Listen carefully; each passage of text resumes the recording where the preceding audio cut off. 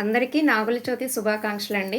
నేనైతే ఈరోజు 4 గంటలకే లేచి ఇంట్లో పూజ చేసుకొని మా వారు ఆఫీస్కి వెళ్ళిపోయారు. 7:30 తర్వాత పాలు పోయాలన్నారు కాబట్టి ఆయనకు అవకాశం దక్కలేదు పాపం.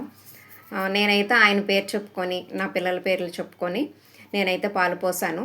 భర్త మనకు అందుబాటులో లేనప్పుడు అతనికి పాలు పోసే అవకాశం లేనప్పుడు కండవ మనం భుజాన వేసుకొని ఆయన పేరు చెప్పుకొని పోయొచ్చు. ఇంకా మేమందరం అయితే మా దగ్గర ఉన్న వాళ్ళందరం మా ఇంటికి దగ్గరలో ఉన్న పుట్ట దగ్గరికి అయితే వెళ్ళిపోయాము. చక్కగా పూజ చేసుకొని హారతులు ఇచ్చేసి అందరి పేర్లు చెప్పుకొని మా పిల్లల పేర్లు అందరి పేర్లు చెప్పుకొని నేనైతే పాలు పోసాను ఈరోజు. మరి వాళ్ళు అవకాశం లేదు, అన్నీ బరువు భారం అంతా నాగేంద్ర స్వామి మీద వేసి నేనైతే చక్కగా పాలు పోసాను.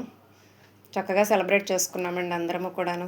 సరదాగా చుట్టుపక్కల వాళ్ళందరూ కూడా వచ్చారు.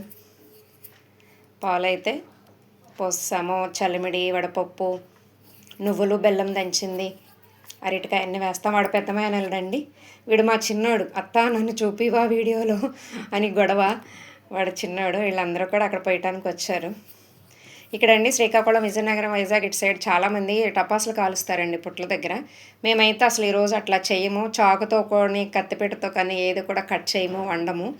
ఈరోజు అసలు కూరగాయలు కట్ చేసి ఏమీ తినం మేము. అది అంటే ఒక్కొక్క ప్రాంతాన్ని బట్టి ఒక్కొక్క ఇవి ఉంటాయి. మరి మీరు ఎలాగా చేసుకున్నారండి నాగుల చవితి? కామెంట్ చేయండి ప్లీజ్.